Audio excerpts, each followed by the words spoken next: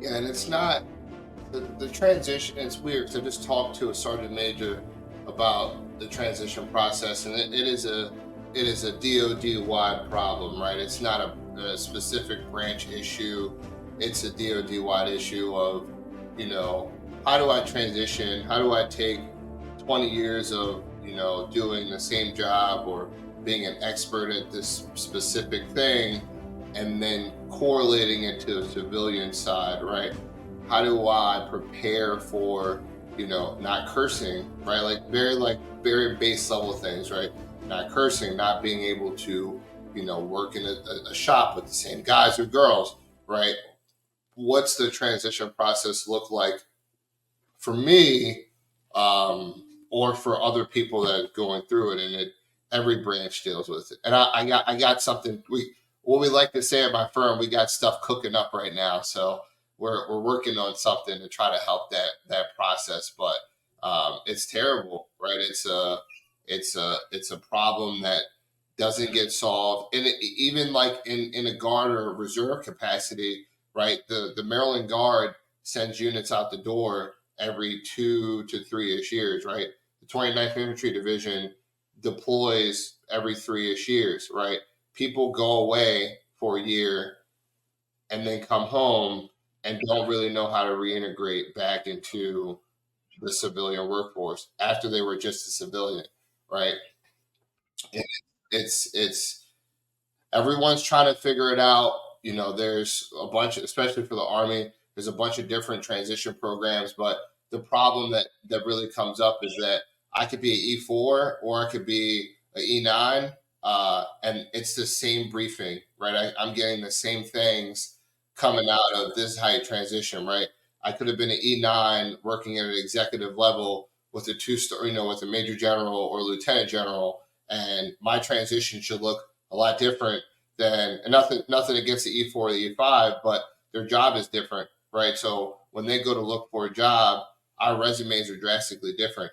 I may be looking for a job, at a C-suite level or a VP level, management level, versus someone that may be, looking for, as we would say, like a line person or someone in the field, right? And it's a very terrible correlation between like, hey, I'm transitioning and I need to find a job, and it's just not there. It's a little sad, but people are trying to fix it, right? No, and we agree with that, and we see that all the time as part of the, not saying the problem, because the problem is not the information. The problem is that, as you mentioned, it's one cookie cutter process for everybody.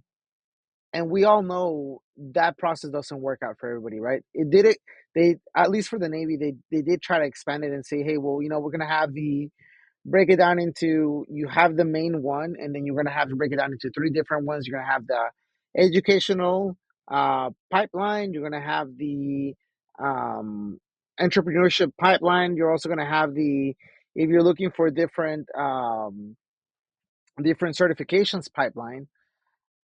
But as you mentioned, it's still, that doesn't take into Intel or, hey, I'm an aviation guy.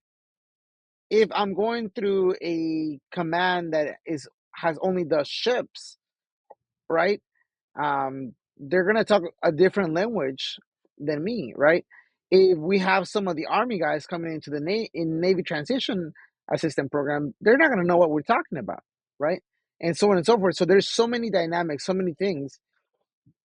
And recently, they have created here also in the Navy another program that is for some of the senior enlisted and senior officers, um, the part of the triad, as we call it, which is uh, the commanding officer, the executive officer, and the command master chief, right?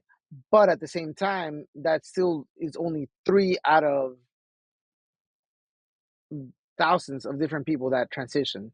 So it's a process. There has been a lot of change. I have gone through the TAPS class since my first enlistment, so I've gone through it about 4 or 5 times, and I can tell you that it's changed massively. Uh, in I want to say in 2015, I went through it, and you walked out of there with a package this big, right? And the transition was a 1 week transition class, and it broke it down into a lot of different things. Unfortunately, there was a lot of complaints that, oh, the transition is too long. There's too much information. They're giving us too much, and I don't need this, right? And then now you see it, and they're like, well, there's not enough information. I don't see it. And in reality, I think is not the right information at the right time for the right person. And I think that's where the problem lies, right? Which you talked about that, Andre. I really resonate with a lot of what you said, man, because you do a lot of, I feel like the reservists and the National Guards, when they come back from a deployment, they have kind of a lot of transitions. I feel like you guys kind of master transition in a different way, uh, in my opinion, because you guys go right back to being inside of a, you know, you guys have normal everyday jobs, but then you guys go away for extended period of time. Am I incorrect in saying that? Oh, you're muted, bro. You're muted. Right. Man, that was a Uh, good quip. yeah, you're on mute, right? Employers are supposed to keep your jobs, right? Yeah. By law, legally, right? What some employers will do is they'll move you to a job similar, right? And then you may or may not like it, right? When you stay there. The other issue is when a guard or reservist troop, let's say, goes to transition when they come back off of active duty orders, Title 10 orders, AGR orders, and they're like, hey, I need to find a job, right? There's very little help. Like you still have your demo process when you come off of deployment, but there's still a little like there's a very like lesser level of help for that person because there's an expectation that you're going to get a job, you're going to go back into the workforce, there's all these people. But if you just came off of, let's say you're in a combat zone, you're up at Jordan, right? You're at Tower 22, you're in some weird place, right? And then you come back, you're now dealing with attempting to find a job, potentially PTSD, potentially going through things. You might have lost some people. Whatever is going to happen, it's even worse now because it's not like, hey, you get your dwell time, you're off for 2 months or whatever the time is. I don't know what it is for the Navy, right? And then you go back to your job or your next duty station. But with the Guard and Reserve, it's like, okay, now I'm home and I have more time than anyone to think about what I just experienced. So that transition process is actually more difficult. It just depends on the person and what they're planning on doing, right? And it to each his own. If someone's like, hey, I'm about to, I got a month left here while I'm in theater or I'm downrange, I need to start looking for employment or jobs, getting my resume done, contacting my former boss or former company to work with and then try to do that.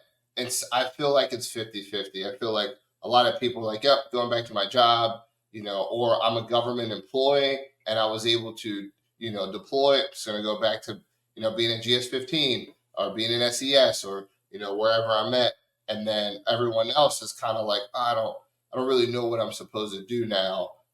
Because I might have gained some skills while I've been in theater, and I think I can do something new, but there's no information on how to do said things. I would have to say that those government jobs are definitely way better for people that are reserve and National Guard because I feel like their jobs are a lot more protected. Is that true? And then also, when you guys return from a deployment, how long do you guys get typically between deployment and having to go back to your job? Like, what is the time frame that they give you to go back to your job, and do they pay you during that period, your transition period? It depends on the employer. It also depends on the person that is coming off of the orders, right? I came home, deployed in 2017, and I came home and I took a month off. I just was like, I'm gonna sleep the whole, I'm not doing anything. I probably wouldn't do that now, but I took a month off and then I went back to my employer, right? And it happened to me. My employer, my job had changed, right? I'm an IT guy. I'm a nerd, right? Like, I'll fix your computer, right? Or my firm, my team will fix your computer. And I wasn't doing computer fixing things. It was different. So I ran into some issues there, but it's just it's up to the person as what they want to do, right? Some people go back to work immediately. They come home, they're home for a week, they go back to work. Some people take off longer periods of time, depending on how long they were in theater for. It just depends on really the person and also the employer. Are they getting paid by the National Guard or by the Army during that process, during that time? Because I don't imagine an employer would really want to pay you during that time frame, because you've been gone for maybe 15 months. You could have been gone for 15 months. And now they're like, well, now I got to pay this guy that hasn't been here for 15 months. And it's more than likely that you may not even know some of the people that are in the leadership or HR. They may not be the same people, because, you know, and they're like, well, why do I have this guy on the books? I haven't seen him in 15 months and now I got to pay him. Right. It's if you have leave, right, you still accrue leave when you transition to an active duty status. So some people might have like 2 or 3 weeks of leave depending on how long they were in theater for, and then the leave will pay out depending on uh, just depending on the once you exit. I think there's an option to get. I don't remember, but I think there's an option to get the leave paid out to you in a lump sum or over time. But normally, I remember like when I came home, I had about 3 weeks of leave available to use, and that was that month of time that I was Is just that sitting there. gained at 2.5? Yes. Okay. Okay. Just making sure that it was the same. No, because I mean, then that way the military technically is paying you during that leave period. Um, but there's no like time where you're still technically active, but in your transition period between deployment. In some cases, you still could be on active duty orders. Again, it just depends on how your orders were cut Yeah. when they ended. And, Yeah. you know, Yeah. So, reason being is because we've had some questions in some of our previous shows. Somebody's like, well, what's the time limit? So thank you for answering those, dude. And I understand everybody's situation is different and they really need to look at the regulations. But to hear it from somebody that's been through it is totally different experience, than hearing it in black and white. And you also probably know some nuances that a regulation is not going to tell you, because there's going to be like a memorandum or some kind of notice, or the Navy, we have messages, message traffic that changes some of the stipulations in there. So you can look at the regulations all day long, but that doesn't mean that's how it's actually done. yeah. What is it? It's what is it called? USERA, right? Supposed to hold your job, or that law is supposed to hold your job. But so speaking as an employer, right? For government contracts, if I hired Yogi today and he in 3 months is like, hey man, I'm leaving. I'm a Navy dude. I'm splitting my time. Some people out of the Office of Naval Intelligence down in Suitland want to send me to some weird place. I gotta go, right? And I'm like, all right, cool, right? I don't want to lose as a business owner. I don't want to lose revenue from that person, right? So I'm gonna go to our recruiter and say we need to fill this role. We need to put someone in this spot. When Yogi returns, right, the honorable thing to do would be prepare to put him in another position that is similar and or the same for the position that he left, right? And that from an employer, at least for government contracting, that means I should be looking for jobs to put Yogi back in, right? I should 100% be doing that. What I shouldn't do is when it comes home, I go, hey man, like we had to backfill your position because we, in the back of my mind, I didn't want to lose any money off the position and piss off my customer. I'm going to have you work in our office just doing some random stuff until we can put you somewhere. And then, 4 months or 3 months later, I go, hey, I couldn't put you anywhere. Sorry. I can't employ you anymore. Right. By law, I still gave him employment.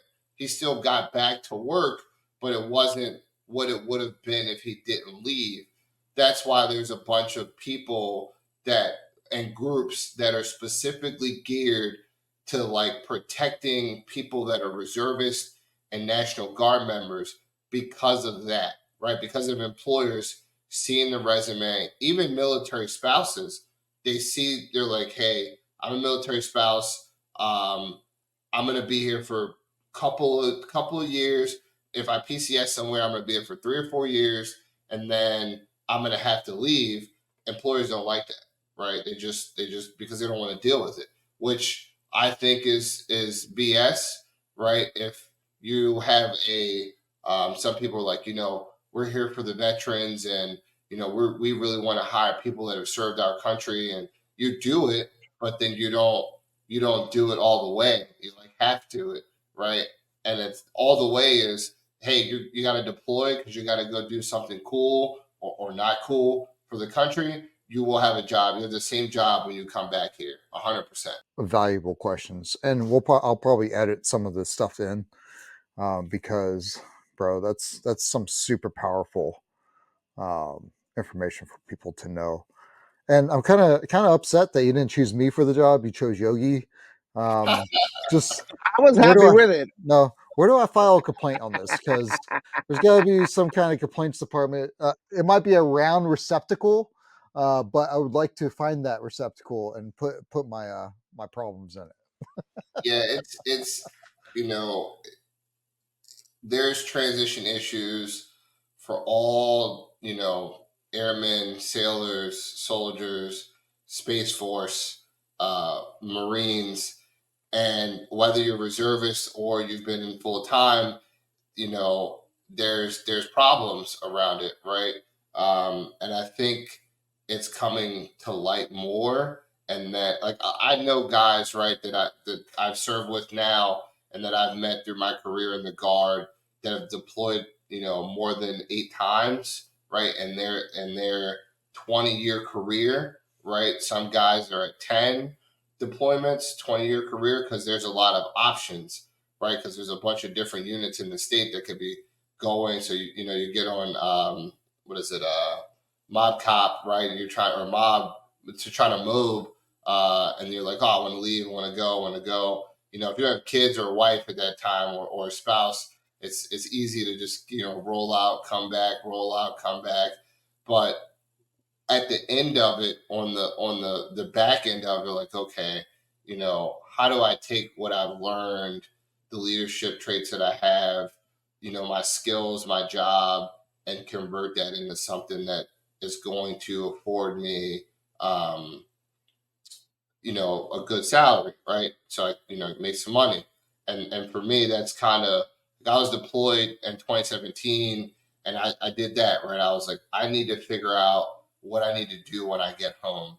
And I didn't think I'd be here. I had no idea, right? But, um, hey, I need to become better at IT. I need to do IT stuff faster. and quicker. And now I get to do IT for the Army and for the Navy. That's how I know about, good old O and I. I get to do it for, different branches while I still serve as a Army person, right? So when we talk about, like, whenever I talk with my customers, my government customers, about things that we're trying to release or put out for the joint community, or even if it's fixing someone's laptop, or someone has issues, we're very passionate about it because it affects the soldiers that are downrange, right? It affects those people. So we do work kind of differently because we know what the end goal is to keep people safe, right? And to be able to beat the enemy and whatever the enemy is. But for me, that was the goal. And then it kind of just blossomed into, what Emerald is today, and working towards continuing to, hey, I got that same book, Patrick Bet David, Choose Your Enemies Wisely. I listen, it's in my Oh office. man. Oh I man. have it. I have it. It's in my office, my office. But and shout out to that guy. A lot of people don't understand what that means, but Yo, this guy needs to get out here. He needs to come on our show. He's an Army vet. he is. So, I didn't know he was an and he's a great supporter of the military transition. And he talks about it in his book about it, which we all know because we all have read it. So it's amazing. Yeah, it's a good book, and there's a reason why I have this in my background. dude. He was doing a book signing, I think, in Vegas. I think it was in No. Vegas. Yeah, And I was like, I'm man, almost tempted to buy one, but I need to meet the guy in person. he was Yeah, he was doing I want to say it was Vegas. I don't know if that's correct, but he was doing a book signing somewhere, and I was like, hey, we should just go to Vegas, kind of meet. I didn't know he was an Army vet. yeah, bro. Huh. He talks about it over and over in his book. So I haven't read the whole thing. I still need to get through it. I'll give you a hack, dude. Audible. And Audible actually is a better, in my opinion, it's better. Yeah, I have the paper book because I listened to the Audible like 3 or 4 times. I might actually be listening to it again. I'm just reading a book that's like 24 hours, so um, or listening to a 24-hour book. So I've been working on that one for a little while. But dude, like I digest so many books, man. I think that books are super important, dude, especially going through my own transition, and then also with this podcast and stuff like that. It helps me come up with questions to ask, perspectives, and that's like, I mean, like it's just super important for us to have that, So yeah, I that's why books are like one of our questions. We ask all of our guests like what books mean mean the most to them. So because that's I kind of go based off of what you recommend. It goes into my reading list, and then I try to read everything that everybody recommends. So I think my favorite is Blue Ocean Strategy, Rich Dad Poor Dad, which Rich Dad Poor Dad, bro. a lot of people know about Rich Dad Poor Dad, um, and then the 10X Rule by Grant Cardone. I've probably read the 10X Rule. I think I'm on the fourth read, and I have other books that are sitting on the shelf that I haven't read, but just like being able to 10X what you're doing, right? Like, and he says it in the book. It's like, I can work the same 8 hours as Yogi, and Yogi could put 10,000 times more effort in the same 8 hours and be 10,000 times more productive than me. And you work with people like that, and you're like, how is Yogi completing all of these things in 8 hours? And Dondre he's getting some of it done, right? And it's like, because I stopped by the water cooler to talk about the NBA Finals, and Kyrie Irving's going to get another ring, and and then I went and got a coffee from downstairs, and I came back upstairs. I checked my email, and then I was in a meeting from 10 to 11, right? And then 11:30, 11:45, I'm on my way to get lunch, and then it's 1 o'clock, and then Yogi's just been like the whole time. He goes to the microwave, heats his lunch up, and then he's back to hustling for the job, and he's productive, and he could probably work 5 hours in a day and beat me out, right? And that's that book. If you haven't read the 10x Rule, I would 100% recommend reading the 10x Rule. And then the Blue Ocean Strategy is really about just strategizing it's like how you move, right? Like how you want to move, and it can be applied to different situations, right? Like how do we move? How do we build the greatest Mill to Vet podcast, right? How do we get some real champions from any branch to come on, and I know some people I can recommend, right? Please do. To come on and talk about kind of uh, their life and process, and how do we build this community around this podcast. um, and I know there's some other ones, but people that are like, hey, we really want to talk about building your tribe, your transition, how's it been going for you, what are you doing, how'd you get here. I think that a lot of people will love to share their stories from all branches, and figure out what is a good process for people to be able to figure out their transition, because a lot of people don't know, especially if you're like 20 years. You're like, hey, I'm getting out, I know I'm going to start collecting my retirement immediately. I know that I'm probably 80 to 100% disabled, and I know that dollar amount wise, it's enough money for me to be okay. But then what happens after that, right? Do I go get a job at Home Depot? Nothing wrong with that, right? Nothing wrong with that at all. Home Depot is great, by the way, but It do I is. get a It's job? actually really good for veterans, and great skill bridge program, like Right. like a solid skill bridge program for those that are able to do that. Do I do that? Do I go on a hiatus and just play golf? Do I move to Florida? What do I want to do in that transition? And it's not like, I think a lot of, especially junior enlisted and even some senior enlisted people, think that like officers also have it figured out, of like, hey, that's a 1-star general, that's a 2-star general. They're going to be okay when they transition, and that's not always the case, right? It's not always the case. You're like, I'm in the same boat as everyone else, right? Like, I might put lieutenant general on my resume, and someone might go, "What is that? I don't know what that means," right? And Yeah, then or I put admiral on my resume. People, I don't know what that means. I'm just the hiring person here, trying to put you in this senior PD position for chasing work for the Navy, right? I don't know what that means, but that it happens. It happens more than you think it does. yeah, man. And it's from the recruiter perspective, you get a lot of pushback, right? The higher you go, the more people that you say that you have worked for or with, they don't want to hire you because you're overqualified, and also, or they think that you need a staff in order to function, right? That it's not you that they're hiring; they need to hire you as staff in order to be successful. And you fall into that predicament of, well, these are the things that I accomplished, these are the things, or how far I made it, and all of the things that I shared, but now you're telling me that what I have is too much and I'm not qualified to do it. So it's crazy to have um that double mindset. Yeah, it's not cool. It's not cool at all. But I think that's why.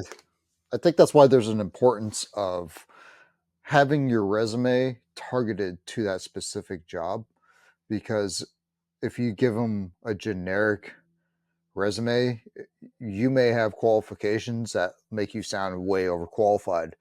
But if you're applying for a senior executive position to janitor, you're not going to tell the janitor position that you commanded a ship because all you wanted to do after you got out of the military was a janitor's job. They're out there. There are people that were in high leadership, and then they go become a janitor at a school, like because they wanted to be that person that was in the school. Maybe they had some kind of janitor that helped them out, because there's a lot of mentors that are in that position. You'll find them all over the place, but you're not going to tell that school that you were the skipper of a ship.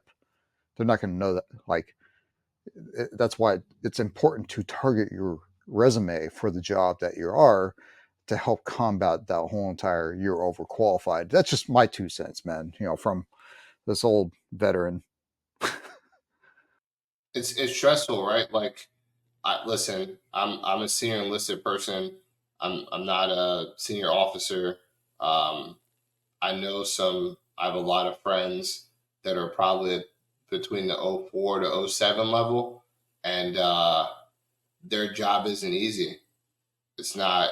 It's not. It's not easy at all, and they're in the position for 3 to 6 years, and it's continuous meetings, constant problem solving, issues, celebrations. Um, Maybe you're in theater and you're the commander. Something happens, you lose a bunch of troops, right? Those are things that are on your mind, and people go to transition are like, I'm not getting in any senior level position ever again. I know that I'm going to make enough money for my retirement and disability, and I'm going to go work at I'm going to go get a job at Home Depot, or I'm going to work as a janitor, or I'm going to go, work at a nonprofit business and try to help build these things. But, coming out of those high stress jobs, some people are like, hey, like, I don't want anything to do with the military or the DoD anymore, or whatever branch of government I work for. I just want to kind of, just leave and go play golf and relax, right?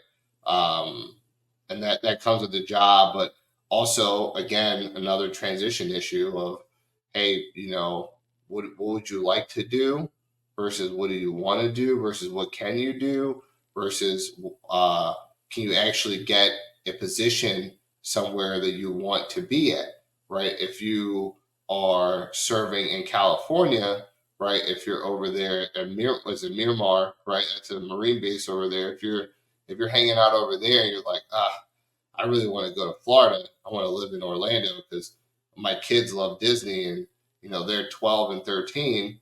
How do you find jobs that match your specific skill set over in Orlando, right?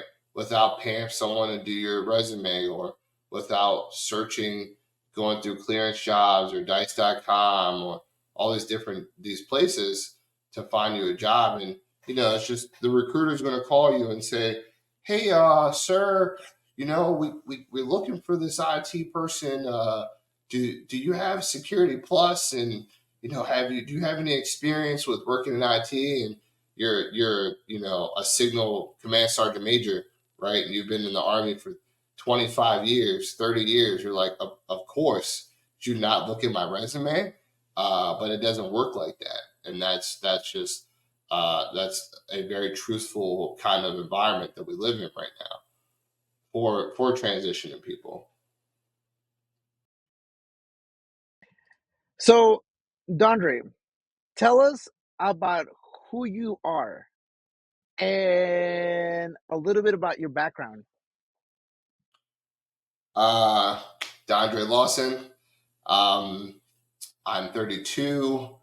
I'm a business owner, 2 businesses, CEO of Emerald Technical Solutions, which provides cybersecurity, cloud implementation and migration for the Army and the Navy, mainly, and a founder of a nonprofit called Defense Interns, where we rotate high school seniors and hopefully soon college seniors through 4 defense contractors to teach and kind of train and mold those interns to work for the government. I'm also in the Maryland National Guard, Sergeant First Class. I've been in the Guard for 13 years. A couple more years ago, Guard's been great. It's taught me a lot about just kind of life, um, learning, working in teams, being a part of a good organization, especially at the state of Maryland. And, I'm an entrepreneur at the end of the day. I think about how to make money and how to give that money back, some of the money back to the community, and work with my peers, and help other people. Right, that's me. Childhood life wasn't easy. I was homeless for a little bit, and then kind of found really the guard. Right, my recruiter. I think I started talking to when I was 17, and he just can't. I got promoted last year to E7, and he showed up, and it's kind of a coming to moment, right? Because it's like, hey, remember you were talking to me, and I was a crappy kid, right, back in the day. But now, I feel like I have a voice, and I'm trying to use it in the correct manner to be able to help other veterans, right, that are either looking for jobs, maybe want to get into business, and then kind of go from there. Um, I'm married, 2 kids, uh, trying to teach them how to be good people, my kids, and then that really go from there. And that's I think that's it. Really, that's it. I'm other than that, I'm pretty boring. Uh, but couple of missions for at the state deployment, and just trying to take everything I've learned, at least in a technical sense, right, and then apply it to, just make things simple, right, outside of when people try to overcomplicate things, right, bring your problem set, and a lot of people definitely try to overcomplicate uh, just simple things, right. So we got a couple projects that my firm's working on. One of those projects is called MilRes, and it is a military resume builder that utilizes the language learning model for with AI to help soldiers. I say soldiers because I'm an army person, but help transitioning military members transition, right, and say, hey, um, I've been in the Navy. I'm gonna do Navy because I don't know that much about the Navy, right? But I've been in the Navy for 22 years. I've served at Dahlgren. I've served at the Office of Naval Intelligence. I've been on X amount of ships. I have 3 MOSs, 2 MOSs, and I am retiring soon. And I'm looking to finish my life out over in San Diego, right in California, um, or I'm ready to finish my time out in Colorado, near Colorado Springs. Is there jobs for me, right? With my TS SCI and my experience and certifications, can I get a job, right? So we've been working on building that, and hopefully we can pitch that to some people soon. But it's a free tool, right, for transitioning military members, to be able to use. And while I don't like throwing money in the fire for nothing, I think that once that tool comes to fruition, it'd be great. So, we as a small business, right, on the business side, as a small business, it's difficult when you start working, trying to get on contract vehicles, trying to find teaming partners, trying to figure out what work you want to chase. The other side of that is like, hey, look, we built this really cool thing. Look what we built. Do you want to work with us, right? And that's another kind of way for us to do some business development, outside of me working 70 hours a week, and attempting to be dad and play with the kids. uh, I do enjoy, like during the winter time, I do enjoy snowboarding. We have a lake house that we go to, and I go up there and try to just listen to music and snowboard and turn off all notifications because I'm not available. And then working in the school system as well, with some of the kids is or excuse me, young adults is really close to me, right? Because it's like having, I don't know what in the Navy, what is it? What do you come in the Navy as? What? when you come into the Navy as initially. Oh yeah, E1. seaman No, recruit, like the seaman rank. recruit, Like what's the because Russ is a seaman. private, It's seaman recruit. Yeah, seaman recruit. seaman recruit, right? So, Yeah, it's like having a bunch of seaman recruits around, a bunch of privates around, like yeah. dealing with the high school kids. Like, how do I do this? How do I, how do I get to this? So for me, it seems like in my role with the guard, I don't have any. There's no soldiers, right? I don't have any junior enlisted. But for my nonprofit, I have a bunch of junior enlisted, and we're trying to figure out how to build those people into good working citizens, at least in our county, up in Hartford County, Maryland. But that's Keep it simple, man. I like it. KISS, that KISS.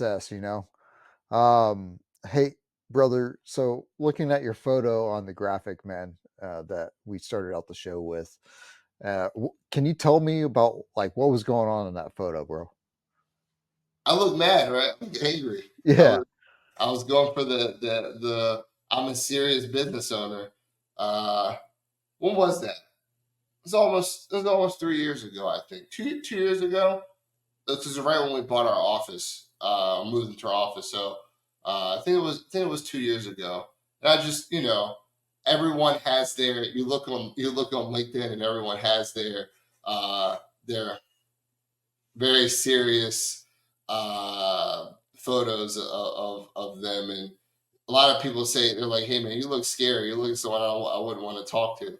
I'm like, "No, I'm a nice person. I'm not scary at all." It's good. It's good. I don't know. I like the photo. It looks okay.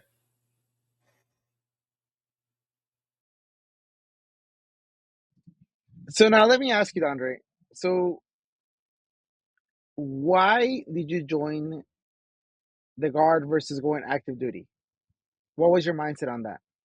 That's a great question. That's like no one's ever asked that question, and it's funny because there's a National Guard recruiter, there's a Marine recruiter, and I think in the same area there's also an active duty Army recruiter.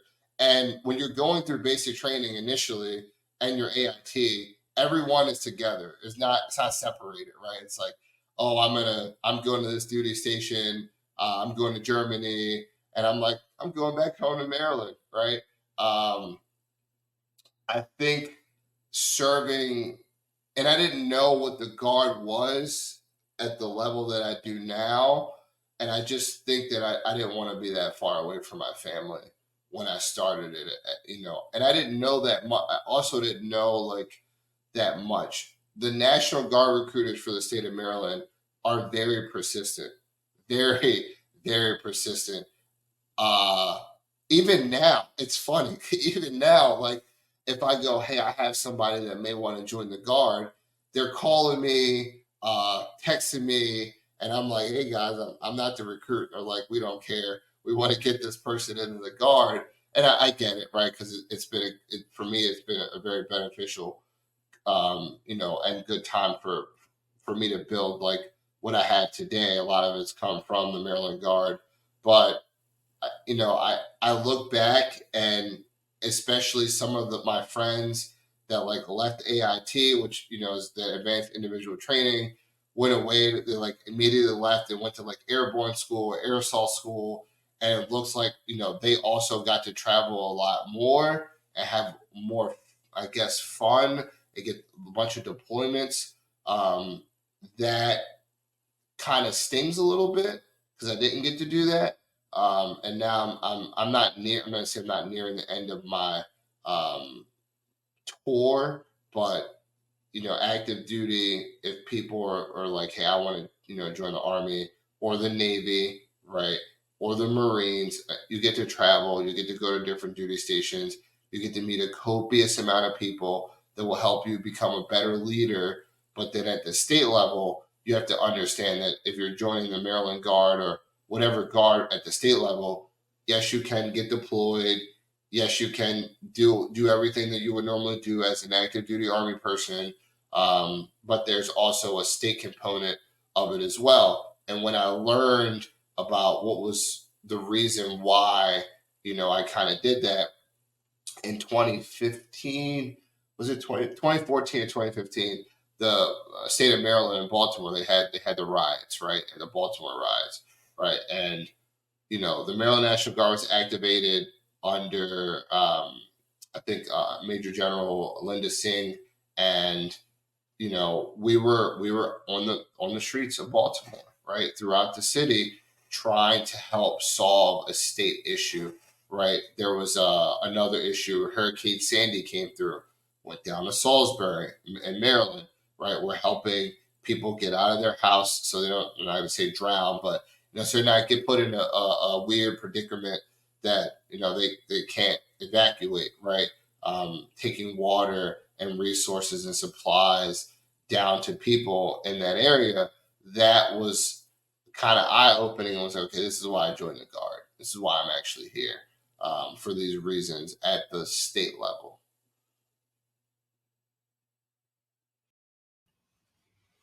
Yeah, that's a pretty honorable position to be in too, to be there in those people's time of need.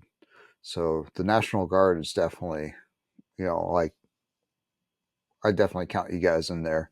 And I liked how earlier you were talking about all the different organizations, and we conveniently left out the Coast Guard. And you know what? Hey, any Coast Guard guys out there, it's no offense. You guys are still part of the group. Department of Transportation, Homeland Security. I'm sorry, owns you guys. Yeah, But I'm just gonna have just Coast Guard. know Space Force is named before you guys. So Yeah, I'm gonna have some Coast Guard people, sending me messages, sending me some hate mail. No, and everybody, every branch plays their part, right? Like they have to, right? Like I didn't know anything about the Navy until I started in a civilian capacity working for the Navy. And I'm like, the Navy's doing some pretty cool stuff, guys. Like there's some good engineering, cool, things that are going on with the Navy.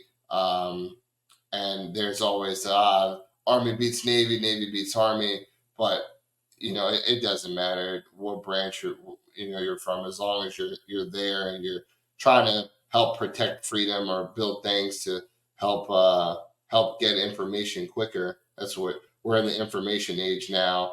How fast can your AI tool tell me something that I need to know compared to someone else's AI tool, right?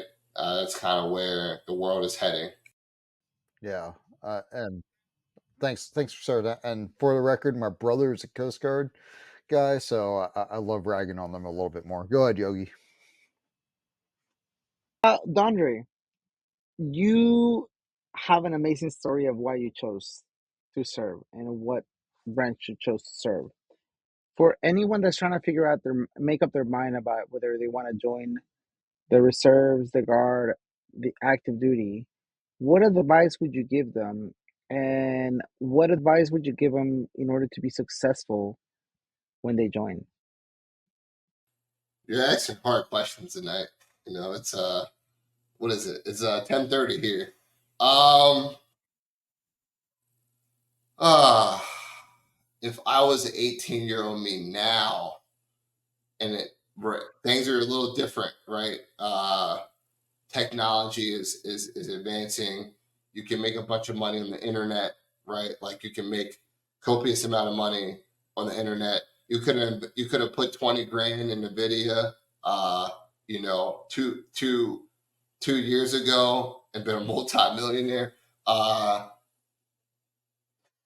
I think for a student or for young adults that are now looking to go into a branch, and it doesn't matter what branch you go into, you just have to look at not only the benefits but also the things you'll learn in each capacity, right? And then job placement is important, right? A lot of recruiters, or some recruiters, allegedly have to meet a quota, right? Our infantry men and women are low, our armorers are low, our signal people are low, the supply people are low. I think, make sure you keep your options open when you go and test for your ASVAB.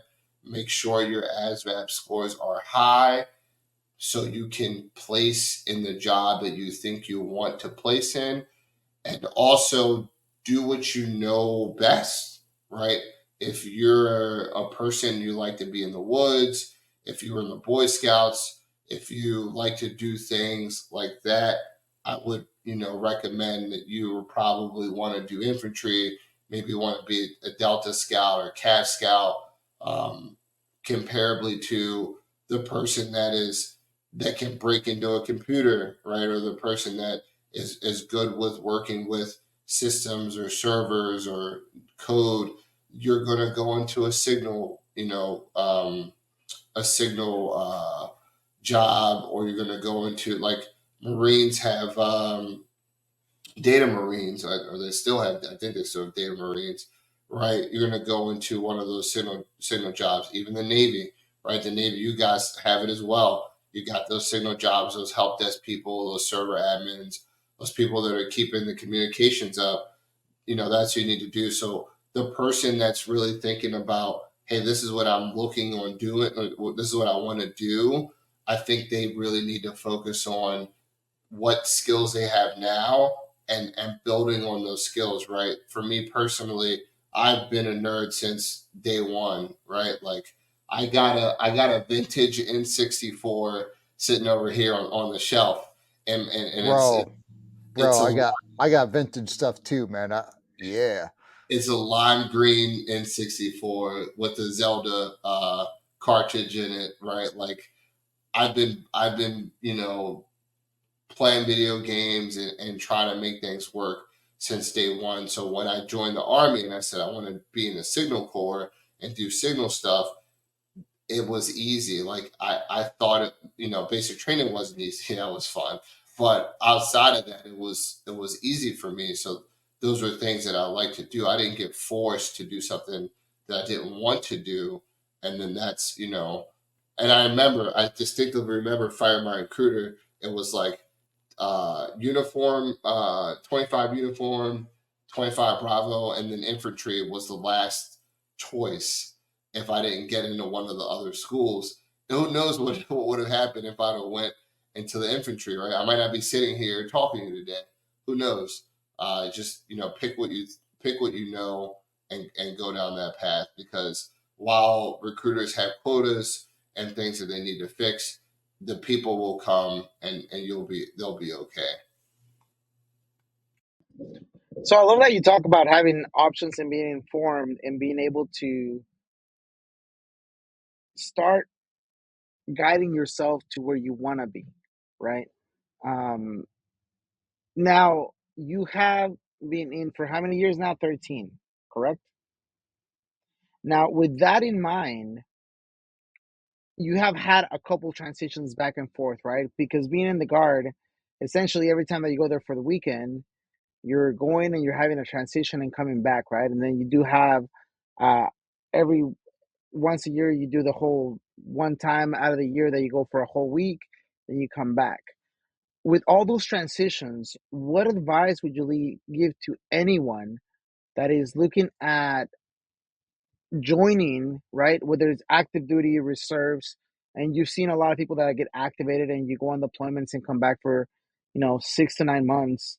Um, what advice would you give them to be able to be successful during that transition process? I think being prepared, right?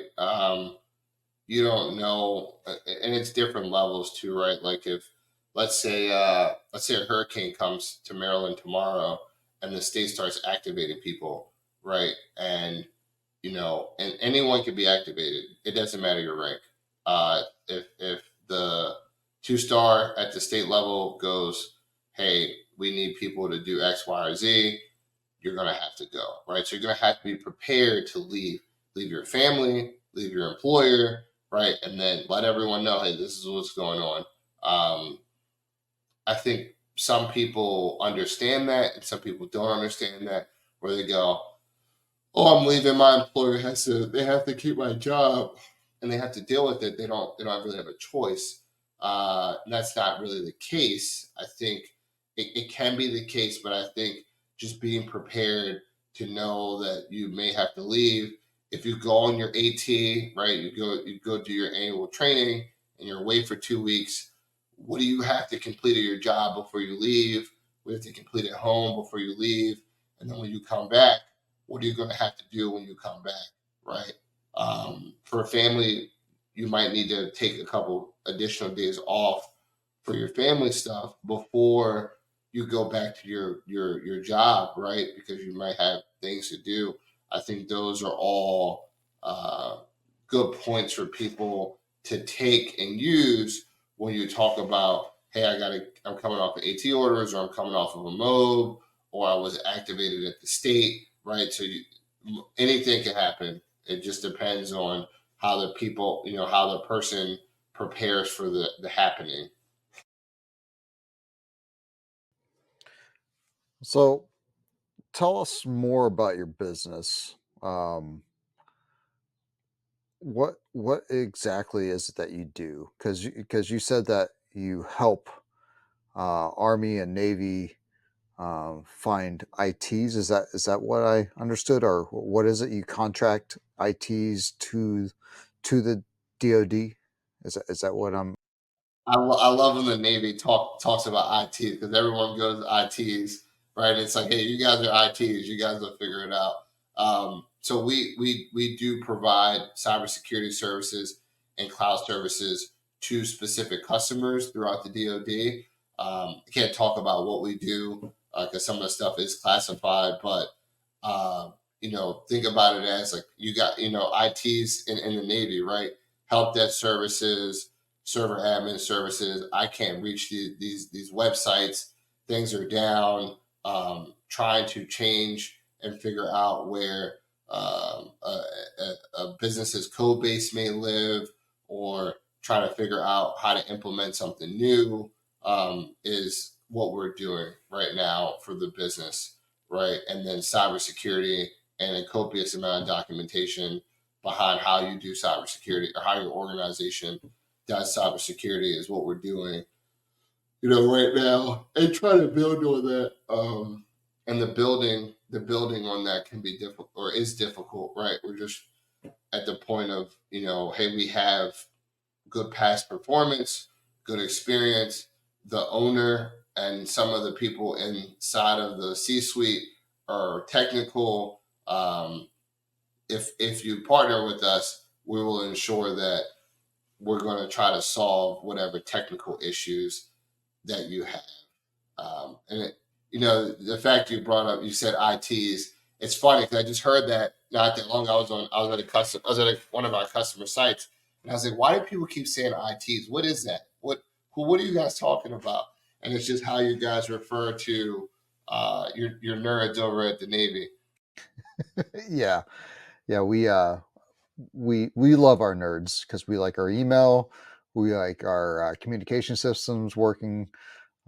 Definitely love our IT community. I was actually an AZ in the military, which is an aviation maintenance administration. I was actually a database administrator for computer systems, and maintenance systems for aircraft. So definitely had a love relationship with my ITs because I was always in there getting our systems up and running. Um, when you, bro, like, because you got a lot of things going on, man. You just got promoted recently, so congratulations. And you also run your own business. Like, what is it that drove you to that? What is it? What is your purpose, if you know it? And what did it take for you to find that purpose? Uh, More hard questions. You guys love asking hard questions, man. What's wrong with you people? No, I think now. I think before I was motivated by money, right? And every motivational speaker is like, chase the dream, not the money. And that's kind of what we're doing, right? It's like, sure, we've made some money, we've made some good money, and now it's like, when I can offer someone a job, I'll give you an example. We just recently, every year now, for defense interns, we'll send out an email and say, "Hey, you've been selected as an intern to come to this program." And I ended up seeing two of the people that we selected, and their faces were just, they were so happy. They were like, we're excited. Like, we're ready to go. Like, because they're 17-year-olds and they get to rotate through different businesses, super happy, or telling the team member, hey, uh, you got a raise, or hey, telling someone in our C-suite, hey, we won some work. Hey, we're able to bring on somebody. I think now I get excitement out of seeing other people get excited, if that makes sense, right? Like, or going to someone and saying, hey, like, as a business owner, like, I'm responsible for controlling opportunity, right? Making it happen, right? If someone doesn't think that I'm good to work with, right, or partner with, or any of those things, I'm not going to be able to do business, right? And then ultimately, the people that, or the team members that we have on our staff, aren't going to, you know, continue to see a contract being renewed or work being renewed, right? And then making everyone else's life easier is kind of my responsibility, right? Just like in military, the commander's job is to make sure, and the commander and that first sergeant, right? Their job is to make sure that the operation is running and that their people are happy at the end of the day, right? And that's, for me, that's kind of where I'm getting towards. I'll give you another example, right? I picked up someone I deployed with, my platoon leader that I was deployed with, back in 2017. I reached out to him and was like, "Hey, man, like, I can hire you and put you on this job because I know you're one of the most excellent people that I've seen. Are you looking for employment?" He was like, "Actually, I am right now," and it worked out. Right? He's happy. He moved his family near the job. The dude, he's like, I'm happy. I get to do technical stuff, right? Like, I want more. And my job is to find more, right? Constantly, every day. Well, now me and my CGO, right, our chief growth officer, that's our responsibility. Is like, can we find work? Can we bid on the work? Can we bring people into the company, more team members that are good and excellent, and then can I hire more veterans? That's really, like, at the end of the day, like, if we organically grew with 50 veterans, right? My business, and I'm not taking shots at any civilians or people that haven't served, right? But my business is going to be able to work and run a lot more smoother because I know, hopefully, all those people that were hired already know that I need to be in the right place, in the right uniform, at the right time.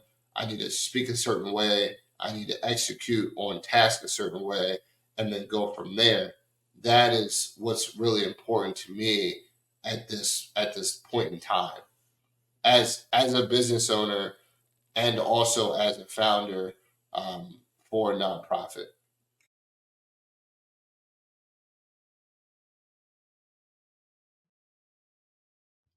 So now let's talk a little bit about your story about the nonprofit, right? Because you see a lot of veterans and service members that start their either nonprofits and or businesses.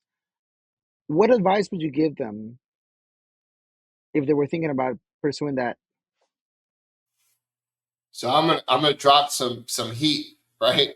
Um, I'm gonna drop some heat. So when I started my business, I didn't know shit, right? I knew nothing.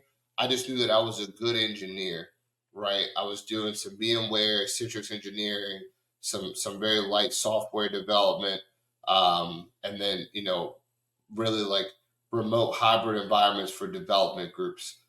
I didn't know that, if you're a veteran and you're disabled, there's service disabled veteran owned small business certification you can get from the SBA.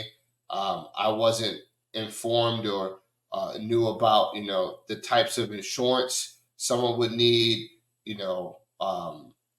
understanding how that works, understanding how contracts work, whether you're a subcontractor or a prime contractor, having a legal team. That is, I made an $81 million signing mistake on a contract that I built and left, right? Because I signed the wrong document, right?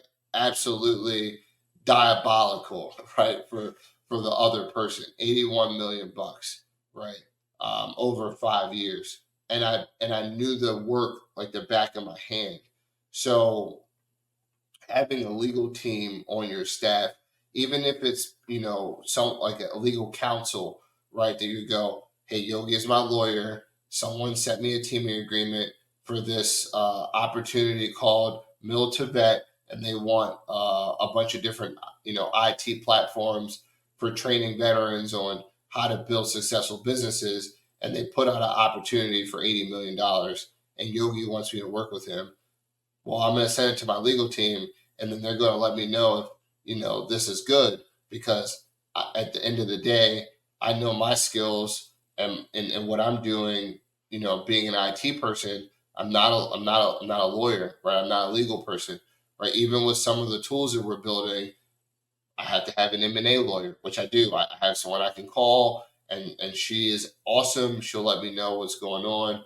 But then, as a veteran, understanding that the Institute of Veteran Military Families from the Syracuse, D'Angelo, or from Syracuse, they have a great program, right? They have classes, they have instructional like material. They have people you can meet and talk to as well, right? MVSBC, National Veterans Business Coalition, right? Is that yep? MVSBC, Scott Jensen, right? And those guys over there, they did a great job at building multiple programs for veterans to say, I want to start a business. How does this work? How do I get a cage code? How do I register with SAM? What's business insurance supposed to look like? How do I get legal documentation in place? How do I build my computing environment out now, because there's CMMC controls that's being released by, the DIPCAC. How do I work with people? Capability statements, branding, partnerships. There's a lot of crap, right? That these organizations like MVSBC and IVMF, and some of the other, there's another Boots to Business, right? That's going to be able to help somebody. For me, I was just some quiet server administrator in a closet, working and didn't know. And one of my customers at the time was like, hey, you should look into these things, right? Like if you're a minority, 8A, if you're a woman-owned small business, if you're a minority, a woman, and a service disabled veteran, and your business is located in a hub zone, right? Like all that information are things that people should look at and know about when they kind of strategize on how to set up a business to get started, because 9 times out of 10, you're not going to get a prime contract initially. You're going to have to get a subcontract with a large prime business if you're going into the government space. And if you check all the boxes, right, then someone, and as long as you can, do what you're presenting or saying you can do, you should get work. You should be able to work with, some of these businesses because of the set asides and the small business set asides, and some of the other set asides that the government put out, that you have to meet these requirements, right? That's probably, whoever asked that question, it's like if I could go back in time, like if I had a time machine, right? Well, if I had a time machine, I could go back 3 years. I would take all the money out of my bank account and dump it in NVIDIA. But if I had, could go back to the beginning of when I started Emerald, I would definitely have moved a little differently. And I'm only at year 5 of business, so there's still time to adjust and get to the next point. But understanding that there's a way to set it up successfully and then try to chase business before you do anything else is very important for any business owner, entrepreneur that's coming into the space. And we have a bunch of people that are going to come into the space soon, probably transitioning military members. I've been doing this thing with the Navy for forever. Dude, we can do it better. We can do it quicker. We know what needs to happen. Let's start a business. We're retired. It doesn't matter. We're going to get paid regardless. Let's try to start this business and go from there. I think that's really important for veteran business owners or people that are starting out. Right? There's I forgot what it's called. It's called the General's hot sauce. Right? If you haven't heard of it, they have some really good hot sauce, and their branding, their business plan, everything is like perfect. Right? Like their hot sauce, I love their hot sauce. I put it on everything.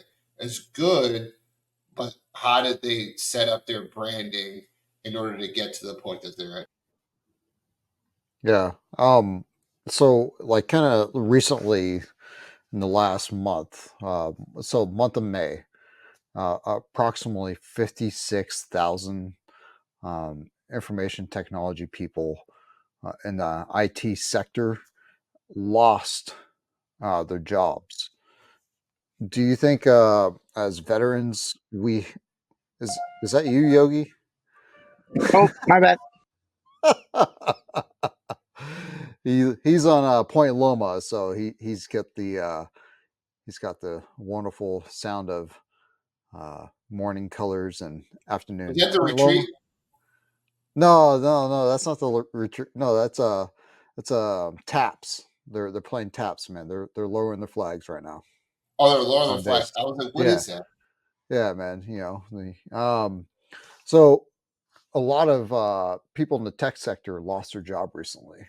May 31st, there was about 53,000 people that lost their job. Do you think that that's concerning for some people, or do you think veterans are able to persevere a little bit better?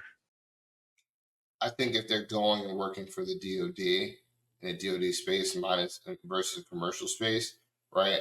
The government has to keep the lights on, especially the Department of Defense. They don't have a choice, right? Like if you're a veteran right now and you're transitioning, or you decide to go commercial because you got sick of working for the government, just know that the government has to keep the lights on, and that there will always be money there. And if there isn't money there, there'll be money there. They'll put it there, and they'll figure out how to get the money to the Department of Defense.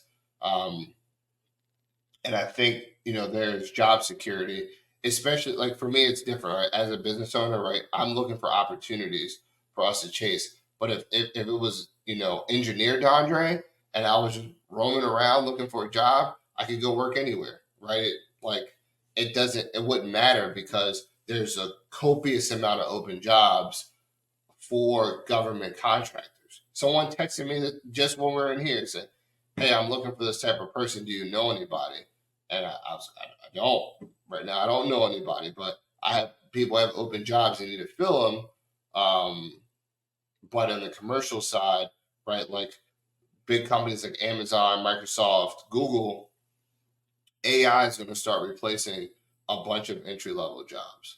All the people, call centers, all that stuff will eventually get replaced. And that's just going to keep putting more people, it's going to keep unemploying more people. And then, you'll see a shift, and people that are really technical will be okay. But all the people that lost their jobs, like I was looking at something on YouTube a couple of weeks ago. And it's like this burger joint serves all their food from a robot, and the robot cooks all the food and then puts the buns on like a table, and then a human is there topping everything off. So no one, so the robot's cooking the food, and then someone else is doing it and then packing it, dumping the fries, putting the fries in, but they're saving, 30 grand a year, right, off of the robot. The robot will pay itself off in 3 years. Yeah, it's going to be. I mean, we could continue down this rabbit hole a little bit longer, and we would still have lots of. I mean, there's just so many things that are about to change with AI, robotics.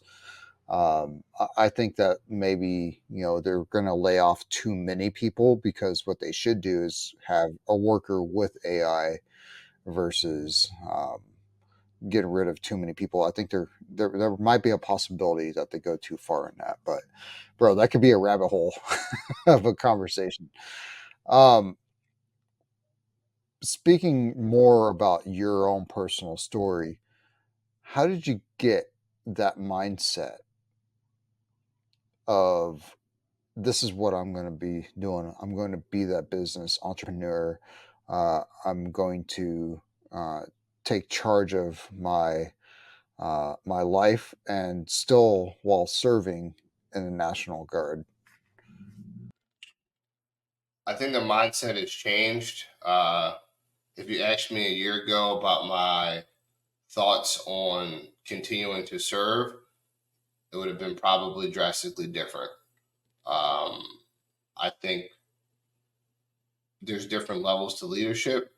And then when you get with the right leaders, right, at least in the guard capacity, any military capacity, right? Like, if you're not meshing well with the people that are in charge of your life and where you could go, could be definitely, will be definitely a problem. Um, I think initially on the business side of the house, when I started the business, again, it was, oh, I want to make more money than I'm making now, because, I want to have a certain type of lifestyle. But now it's, I'm, I'm, I'm very serious about the business that we have, the customers we have, and the work that we're trying to chase and things that we're trying to get on, because it hasn't been done by a National Guard troop, right? It just hasn't, right? At least for the Army, it hasn't. So, my passion is driven a little bit by that, but also trying to continue to help people, right? If I go right, or me and my team goes and we write and win some work, and it goes, hey, we got 15 positions, and um, 5 of them are property book people. I know 5 PBOs right now that I used to serve with that was in charge of me when I was a junior enlisted, best people in the game, right? I'm calling them, and they know if I'm calling them, I'm probably calling for something related to money, right? Hey, would you like a job, right? The fact that I can, give other people opportunities, that is, even this, right? You guys gave me an opportunity to come up here and speak and talk with you two, right?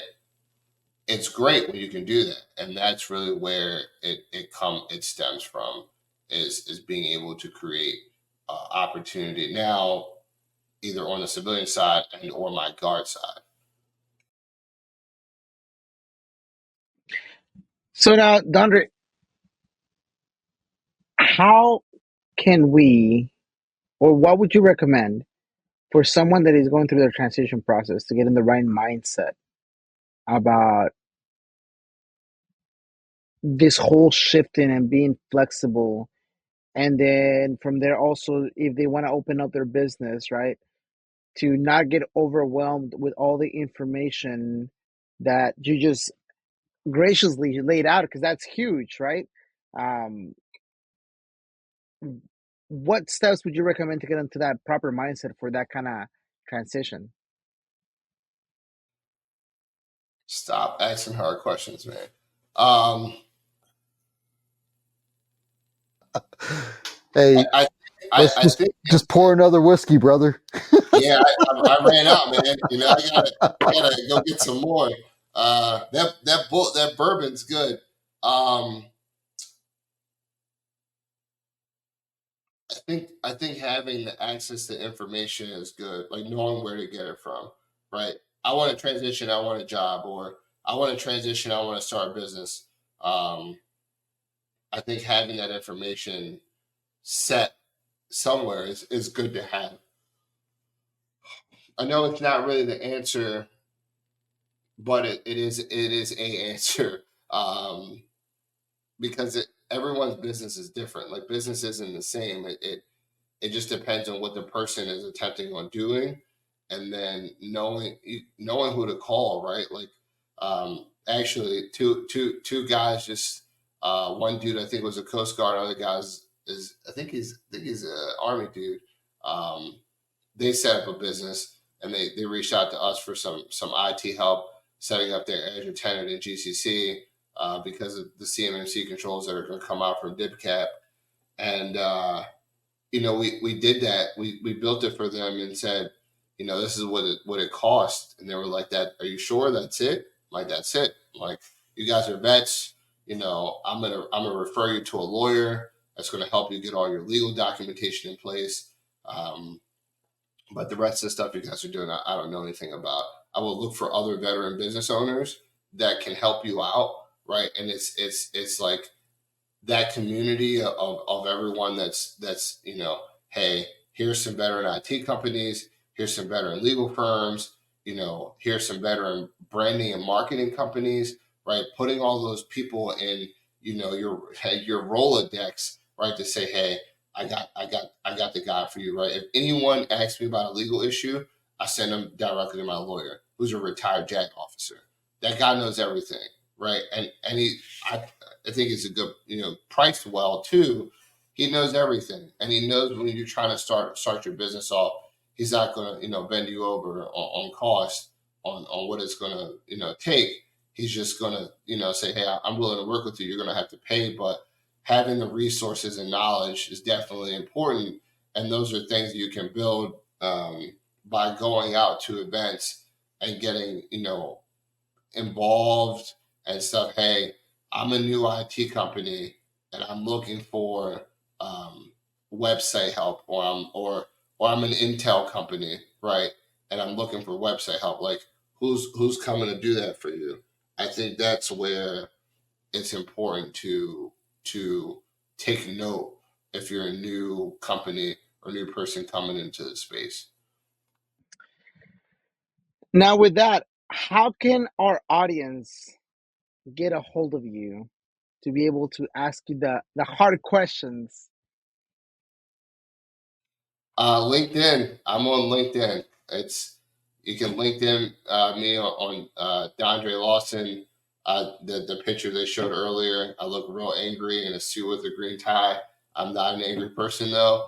I try to respond back to anyone who shoots me a message, especially other veterans. Like, there's a lot of free information out there, and I have some of the answers, not all the answers, but as long as, they're tasteful when they reach out and everything's okay, I will definitely comment back and say, "This is what I went through, this is what I would recommend." If I don't reach back out immediately, it's probably because I'm super busy, but I will get to you. And I would just say that the best way to contact me is on LinkedIn, because I think I check it probably every day or every other day. Yeah. Hey, bro, thanks for coming on here, man, and hanging out with Yogi and I and sharing um, your experience with the National Guard, being a business owner, nonprofit owner, or co-founder or founder. Sorry, I'm tired, just like you, man. um, and staying up late and hanging out with us. So thank you so much for doing that, man. Absolutely, man. This is great. I think that there needs to be more. Like, if I'll send you guys people that can also follow up behind me, and kind of other veteran champions, other people that can kind of follow up and hop on the podcast, and would love to talk to you guys. But I think keeping the veteran community tight, and saying, "Hey, there's a bunch of resources. Yes, it's okay if you're in the Navy. It's okay if you're in the Air Force. Coast Guard we'll let you guys pass, but it's fine, right? It's okay. We want to let everybody kind of flourish and see what type of things you can do. Whether it's I got out of the Army and I was the best cook in the Army, and I ended up cooking at the White House, and I got out and opened a panini shop. Right, I make the best paninis in the East Coast. Right, whatever you want to do, there's people to help you do it. Probably for a really, really cheap cost as well to be able to build and grow on what you have.